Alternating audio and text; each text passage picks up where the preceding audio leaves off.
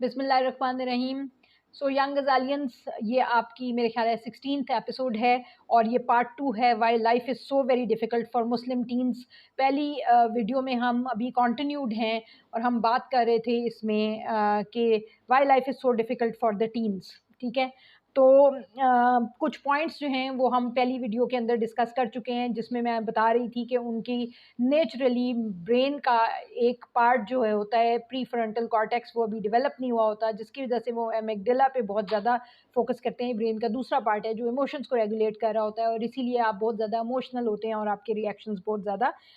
Aggravated होते हैं या बहुत ज़्यादा एग्जैजरेटेड होते हैं बियॉन्ड व्हाट इज़ रिक्वायर्ड। और अगर आप अपने आप को इन चीज़ों को समझ के ट्रेन नहीं करते, अपने ब्रेन को खुद कंट्रोल नहीं करते, तो then it is very difficult in future for such humans कि वो जो है अपनी डिपेंडेंसी ऑन एमिगडाला को कम कर सकें और then they become emotional adults and then they become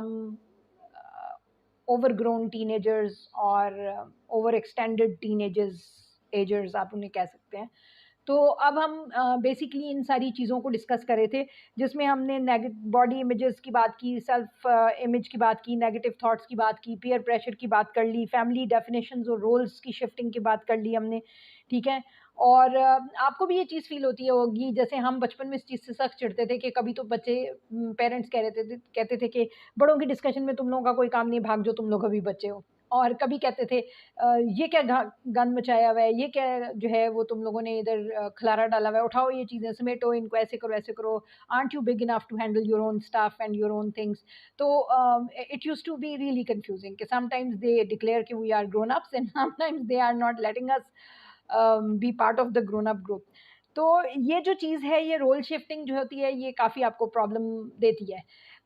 एक बहुत बड़ा पॉइंट जिसके ऊपर आज हम बात शुरू कर रहे हैं वो ये है कि the pressure to succeed, academic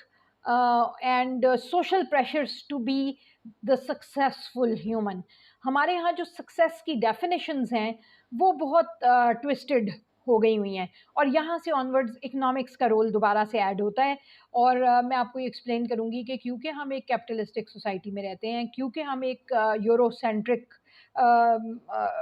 world में रह रहे हैं, जिसमें यूरोप डेवलप हुआ, उन्होंने इंडस्ट्रियलाइजेशन के थ्रू मनी मेकिंग को अपना कॉन्सेप्ट बनाया, रिलीजन को रिजेक्ट किया as the central pillar, science को उठाया, उसको फोकस किया। ये जो आज से पहले वाली सारी वीडियोस में मैं आपके साथ थोड़ा बात कर रही हूँ, आगे भी इस पर हम काफ़ी सारी बात करने की जरूरत है, करेंगे। तो वो जो स्कूल ऑफ थॉट था, जब वो उठा और इन लोगों ने दुनिया में बहुत जगह पे कॉन्करिंग की, Africa, Asia, America, Australia, this and that, rest of the world, कहीं हाँ, वन वे और द अदर, ये कॉलोनाइजर्स थे, अमेरिका इंक्लूडेड। ठीक है, तो जब ये यूरोपियंस ने वर्ल्ड को कॉलोनाइज किया तो ये अपना स्कूल ऑफ थॉट साथ लेके गए और इनका जो के पहले जब ये रिलीजन पे बिलीव करते थे, तो हर रिलीजन जो है वो अल्लाह ताला का पैगाम जो देता है, आपका ख़ास तौर पे मोनोथेटिक जो रिलीजन्स हैं, वो अल्लाह का जो पैगाम देते हैं वो यही है कि दुनिया में इन्वॉल्व ना हो और आखिरत के लिहाज से चलो। ठीक है, और लाइफ हेयर आफ्टर के लिहाज से चलो, और competition is not something you are here for. compassion and consideration and humanity and taking care of each other, that those are the principles of life religion के मुताबिक। तो बेसिकली बाइबल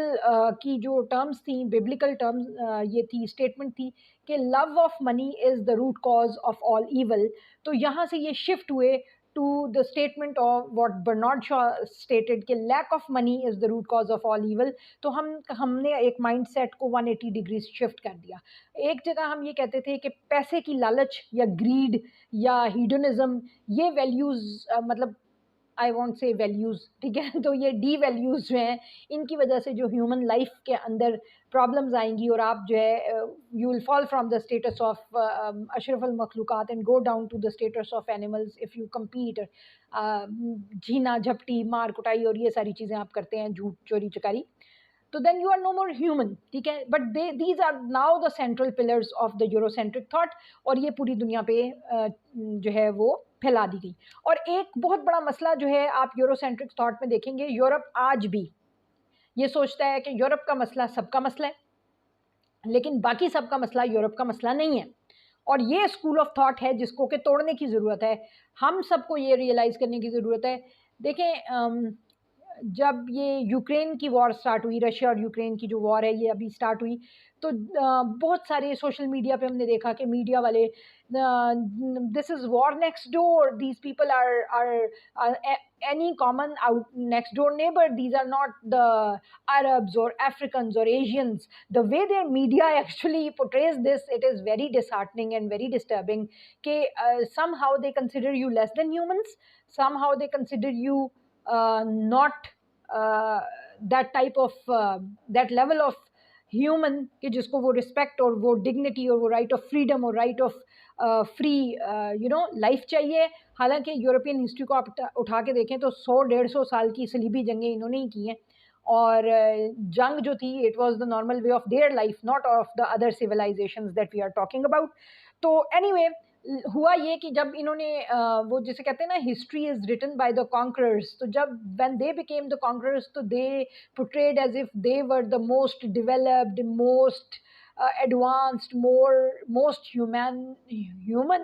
humanity पैरामीटर्स इन्हीं में थे, और बाकी सारे तो जो है वो बारबेरियंस थे और अनसिविलाइज थे, और सो बी इट। तो इन्होंने इस किस्म का एक इमेज जो है वो पोर्ट्रे कर दिया, और ये इमेजेस जो हैं इनमें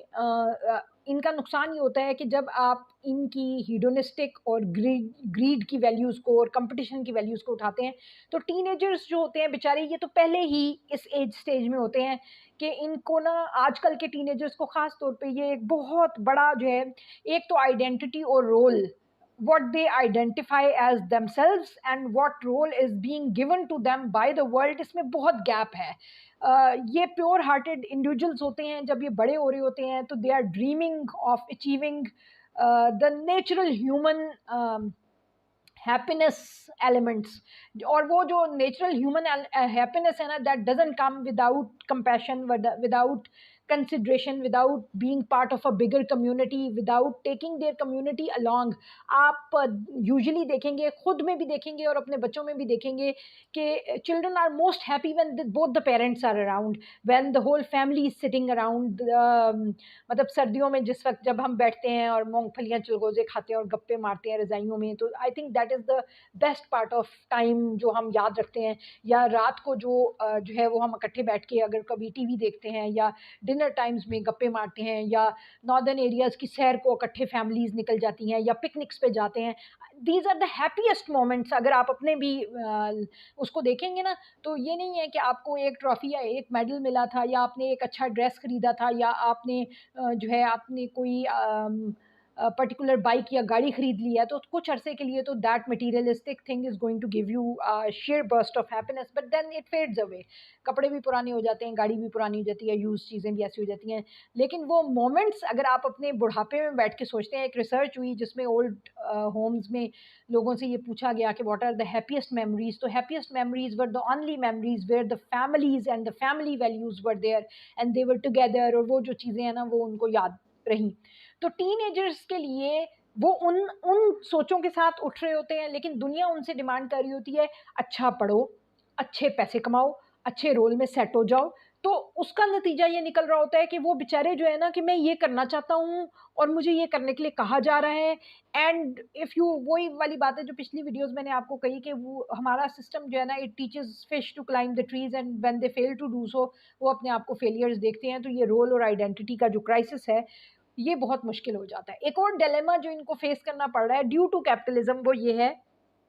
कि they have to stand out but they have to fit in बेचारों के लिए, टीनेजर्स के लिए, इवन हम सब के लिए भी, इवन पोस्ट टीन्स में भी ये बहुत बड़ा प्रॉब्लम है कि दुनिया, capitalistic world is demanding survival of the fittest, it is demanding the best of the best performance to be the one who is going to win the competition. तो competition को जीतने के लिए तो आपको सबसे ज़्यादा जो है वो तेज़, सबसे ज़्यादा एक्टिव, सबसे ज़्यादा, और मज़े की बात यह है कि जो कोर वैल्यूज़ हम मुसलमान अपने घरों में सिखा रहे होते हैं, ठीक है, कि बेटे सच बोलो, झूठ ना बोलो, ठीक है, वादा खिलाफ़ी ना करो, अल्लाह ताला ये फ़रमाता है, जन्नत इनको मिलेगी, दोज़ख उनको मिलेगी। तो जब हम ये सारी बातें बता रहे होते हैं, ठीक है? और उसके बाद फिर जब ये लोग बच्चे दुनिया में निकलते हैं और ये देखते हैं कि नहीं भई, this is not what it is. People who are winning the competitions by hook और by crook, they are the leaders, ठीक है? तो पाकिस्तान की पॉलिटिकल सिचुएशन एक बहुत बड़ी एग्ज़ाम्पल है, करंट पॉलिटिकल सिचुएशन इस चीज़ की बहुत बड़ी एग्ज़ाम्पल है कि असूलों को नहीं देखा गया। Who was honest, who is not honest, nobody cares. Uh, Confirmed people who are corrupt have been given the role and responsibility to run the whole country. और इस किस्म की और बहुत सारी चीज़ें, बट एनीवे हमारा जो टॉपिक है इस वक्त वो ये है कि जब टीन्स इस किस्म की आपकी वर्ल्ड की डेफिनेशंस को देखते हैं तो वो कंफ्यूज हो जाते हैं। वो ये सोचते हैं कि हमें सिखाया तो कुछ और जा रहा है लेकिन दुनिया तो कुछ और कर रही है। और उस स्टेज पे क्या होता है कि उनका जो कॉन्फिडेंस होता है अपने पेरेंट्स से, उनकी तरबियत से, मज़हब से, अल्लाह ताला की ज़ात की टीचिंग से वो हट जाता है। वो ये समझते हैं कि जब एक तरफ मेरी माँ ये कहती है कि बेटे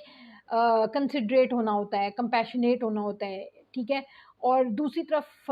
जो है वो अनफॉर्चुनेटली माएँ अपने बच्चों को कह रही होती हैं हो सिखा रही होती हैं कि बेटे लंच खुद करना, पानी खुद पीना, किसी को नहीं दे देना, ठीक है? अपने नोट्स हर किसी को मत दिखाओ, इस तरह तो बाकी लोग भी फर्स्ट आ जाएँगे, ये जो फर्स्ट आने वाला कॉन्सेप्ट है। और ये बहुत सारी चीज़ें हैं क्योंकि मैं टीचिंग में प्रोफ़ेशन में पिछले 20 साल से हूँ, तो मुझे इस बात का बहुत अच्छे तरीके से आइडिया है कि हमारी मेजर परसेंटेज ऑफ पेरेंट्स जो होती हैं, वो कोर वैल्यूज़ जो सिखा रहे होते हैं उसमें, और बाद में जो एक्शंस करने को कह रहे होते हैं उसमें कॉन्ट्रडिक्शन इतनी ज़्यादा है हमारे माशरे में कि हमारे टीनेजर्स का कन्फ्यूज़ होना और मुस्लिम्स का टीनेजर्स का कन्फ्यूज़ होना और करंटली इस वक्त एशियंस का और पाकिस्तानियों का कन्फ्यूज़ होना बिल्कुल बनता है, ठीक है?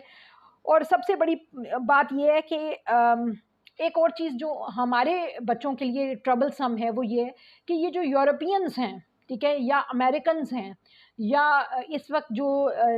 आप ये कह सकते हैं ग्लोबल लीडिंग पोजीशंस के ऊपर जो यूथ बैठी हुई है, उन लोगों के लिए they are the center of global attention otherwise, and they are the ones who consider themselves to be the superiors. और हमारे बच्चे जो हैं उनको ये फीलिंग है of being the children of the lesser god. और ये जो चीज़ है ये इसके साथ भी अपने आप को रिलेट करना और इन चीज़ों को अंडरस्टैंड करना एक बहुत प्रॉब्लमैटिक बात हो जाती है। तो आज की एपिसोड हम यहाँ ख़त्म करते हैं बिकॉज़ इसके ऊपर फर्दर बात करने की ज़रूरत है, तो वो फिर इंशाल्लाह इसके पार्ट सी में देखेंगे। Thank you.